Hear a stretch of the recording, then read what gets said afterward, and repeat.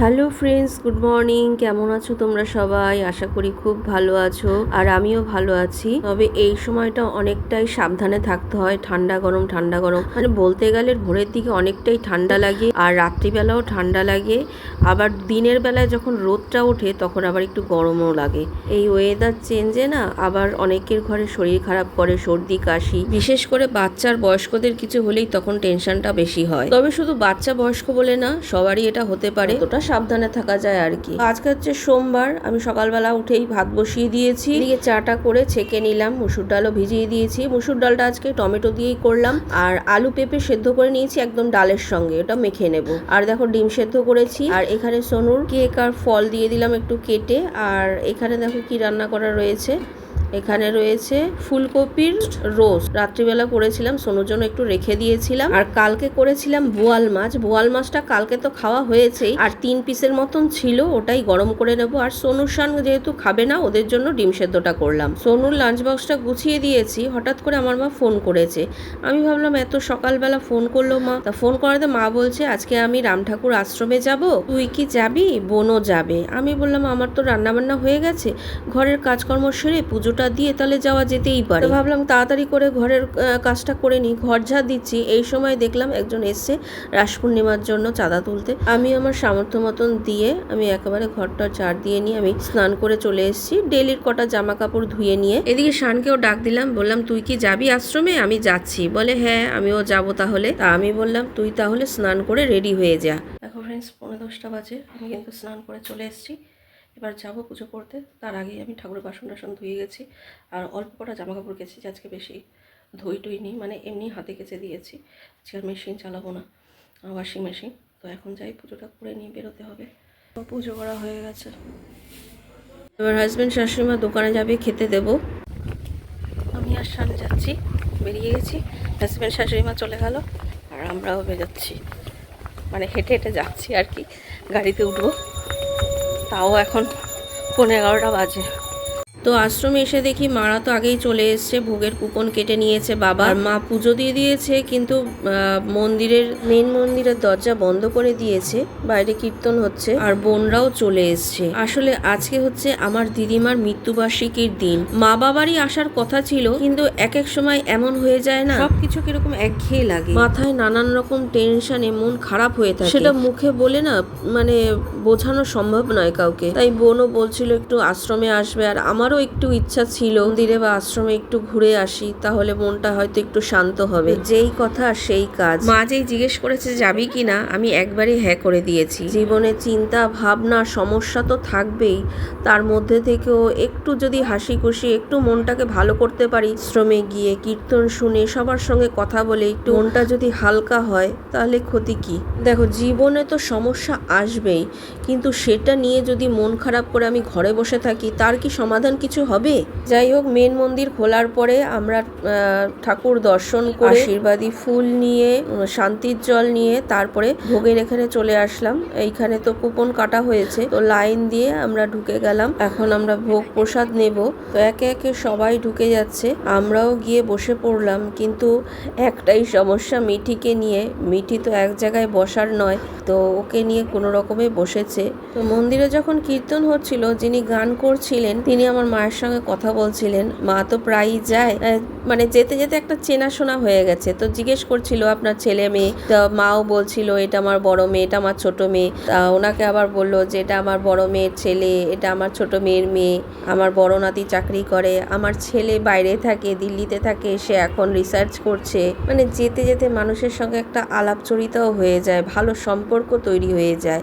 তো যাই হোক, তো এবার আমরা ভোগ প্রসাদ নেব। তো প্রথমেই দেখো থালা জল আর নুন তো দিয়ে গেছিল, তারপরে দিল গরম গরম অন্ন, একদম গরম ধোয়া উঠছিল। তারপরে দিয়ে দিল গরম গরম শুক্তো, যেটা ছিল উচ্ছে পেঁপে কাঁচকলা মিষ্টি আলু সজনে ডাঁটা বড়ি দিয়ে, একদম মানে এত সুন্দর টেস্ট হয়েছে। মানে প্রসাদ মানেই তো অমৃত, মানে এইটা আমার একবার খেয়ে হয়নি, আরেকবার নিয়েছি আমি। তো তারপরে আসলো কুমড়োর চপ। প্রথমে ভেবেছিলাম বেগুনি, তারপরে দেখলাম না ভেতরে কুমড়ো, তা কালো কালো জিরে দিয়ে করেছিল, আর তারপরে দিল মুগের ডাল। তো ওটা দিয়ে খাওয়ার পরে তারপরে দিল ফুলকপি আলু দিয়ে একটা তরকারি, যেটা ধনেপাতা দিয়ে করেছিল। এটাও কিন্তু খুব দারুণ মানে স্বাদের হয়েছিল। আর প্রসাদ যেরকম করেই করো না কেন অমৃতই মনে হয়। তারপরে দিয়ে দিল টমেটোর চাটনি, তার সঙ্গে পরমান্ন। আর প্রসাদ অল্প খেলেই দেখবে মনে হয় যেন কত খেয়ে নিয়েছি। যাই হোক, প্রসাদ খেয়ে পেট ও মন দুটোই ভরে গেছে, এই যেন অমৃতের সমান। অন্য সময় দেখে তো মিঠি কাঁদে, তবে এত লোকের মাঝে তো এই জন্য আর কাঁদছে না। প্রথম প্রথম মুখ লুকাচ্ছিল, তো তারপরে ঠিক হয়ে গেছে। প্রসাদ পেয়ে আমরা চলে আসলাম আবার নাট মন্দিরে। ভোগ খেয়ে চলে আসলাম নাট মন্দিরে। আবার এখানে এসে দেখছি দুটো অন্নপ্রাশন হচ্ছে, তাও দেখাচ্ছি তোমাদের। এখানে একটা হচ্ছে, মানে এটাও মেয়ে আর ওটাও মেয়ে।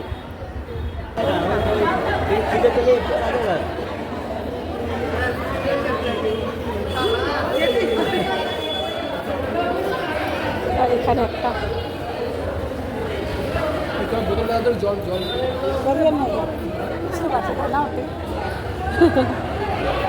আমাদের মিঠি। হ্যাঁ, দেখো দেখো দেখো দেখো দেখো দেখো দেখো দেখো কি আনন্দ পেয়েছে।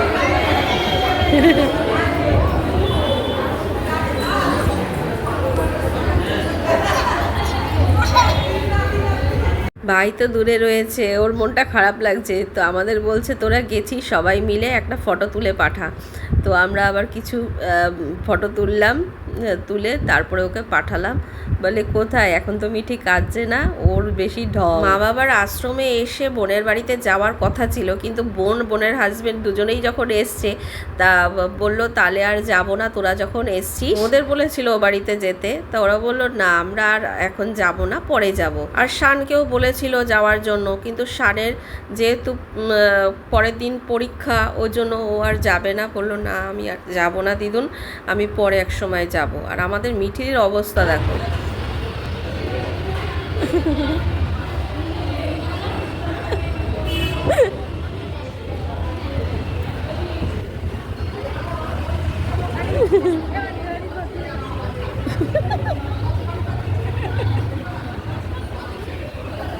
কিভাবে শোবে বুঝতে পারছে না।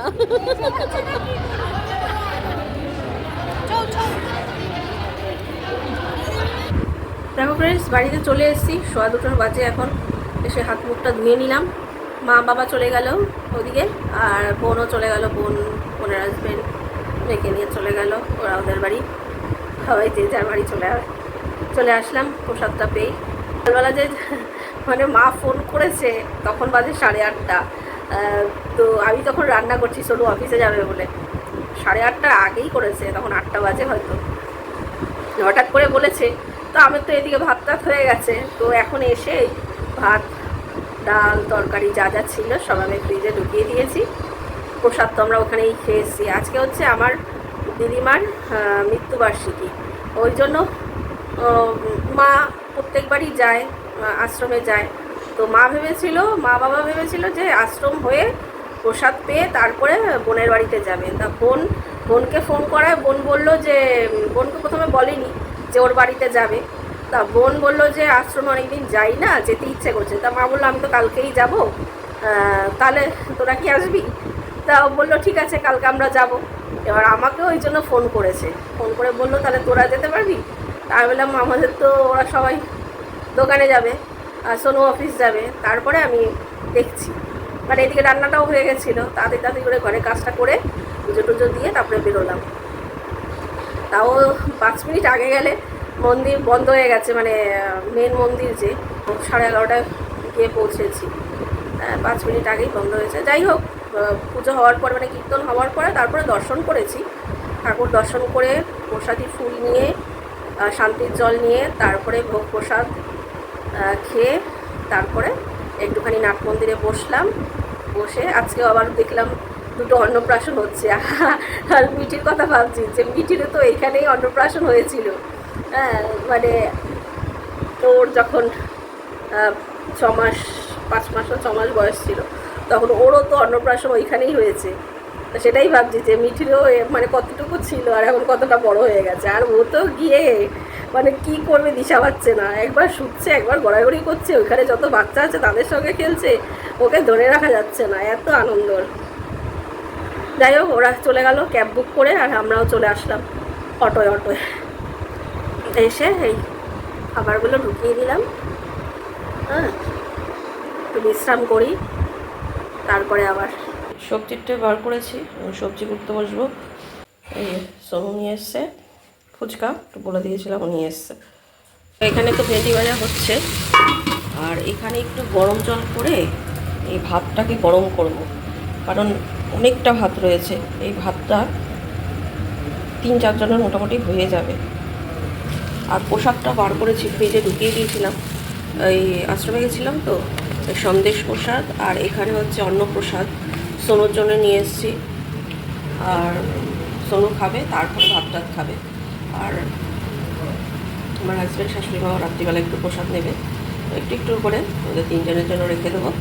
আর এই সবজিটা কুটে রাখবো, ভাবছি নিরামিষ সবজিটা রান্না করে রাখবো কিনা। কুটে তো রাখি, কোটার জন্য রান্না হচ্ছে না। কপি পাতার ওই সরু সরু ডান্ডিগুলো এখনই ভালো লাগবে খেতে, এরপরে আর ভালো লাগবে না, তো কোটার জন্য খাওয়া হচ্ছে না, তো ওই সময় পাচ্ছি না। তো ভাবছি করে রাখবো নাকি কুটে রাখবো না সেদ্ধ করে রাখবো, তাই ভাবছি। আর আজকে তো বোয়াল মাছ হয়ে গেছে, কালকে বোয়াল মাছ রান্না করেছিলাম পুরোটাই, তো আজকে হয়ে গেছে। আর লোটে মাছ হয়েছে, লোটে মাছটাও ভাবছি কী করবো, ঝুড়ি করব নাকি ঝোল করব, বুঝতে পারছি না। মাখা মাখা করে ঝুড়ি করলে আমার শাশুড়ি মা ভালোবাসে, আর ঝোলটা করলে আমার শাশুড়ি মা আবার ভালোবাসে না। ছেলেরা তাও খায়, কিন্তু ঝুড়িটা করলে ছেলেরা খায়, কিন্তু ওই কাঁটাটা থাকে, কাটার জন্য খেতে চায় না, কাটা কাটা লাগে। আর আমার হাজব্যান্ড তো কেটে এনেছে, আর ওই পিস পিস করা কাটা বাঁচতে সময় চলে যাবে, সকালবেলা অত কাটা বেছে রান্না করা সম্ভব না। এখন কি করবো আমার মাথায় ঢুকছে না। কালকের থেকে আবার সারের পরীক্ষা শুরু হবে, সেমিস্টার শুরু হবে, সোনুর অফিস আছে, এদিকে সানেরও সেমিস্টার শুরু হবে। আর এখন না এই হালকা হালকা ঠান্ডা, হালকা হালকা গরম, হ্যাঁ, পোকা হচ্ছে, এত পোকা কী বলবো। তো ডালটা তাও বার করে নিই, সমুদ্র বলে ডাল খাবো, তাহলে আবার বার করে গরম করতে হবে। ডালটা অনেকটা রয়েছে, ডাল আর করতে হবে না ডালটা। তো ভাত তো গরম করে নিলাম, আর খাবারগুলো বের করে সব গরম করলাম, ডালটাও বার করলাম, সোনু বললো ডাল খাবে। একটা ডিম পোচ করলাম সোনুর জন্য, আর ডিম সেদ্ধটা শান বললো খাবে। দেখো তরকারিটা তো হচ্ছে, এখানে একটু আমি মশলা পেস্ট করে নিয়েছি, সর্ষে পোস্ত দেবো। আর লোটে মাছটাও বার করে নিয়ে আসলাম, এটাও ভাবছি রান্না করব। দেখো তরকারিটা আমার পুরো ডান, নামিয়ে ফেলবো। আর এদিকে লোটে মাছের মশলা করে নিলাম, মশলা কষাচ্ছি, তো লোটে মাছটা রান্না করব। আর এটা একটু রেখে দিলাম ম্যারিনেট করে, ছেলেরা বললো ঝুড়ি খাবে না, তো চপের জন্য ম্যারিনেট করে রেখে দিলাম। একটু আটাও মেখে নিলাম। এদিকে লোটে মাছটা হচ্ছে, এদিকে রুটিটা করে নিই। রান্নাবান্না সেরে একেবারে বাসন টাসন মেজে নিলাম। আজকের মতো ফ্রেন্ডস ভিডিওটা এখানেই শেষ করছি। ভালো লাগলে একটা লাইক সাবস্ক্রাইব করে দিও। আবার দেখা হবে নতুন আরেকটা ভিডিওর সঙ্গে, ততক্ষণ পর্যন্ত খুব ভালো থেকো, সুস্থ থেকো। Good night, tata.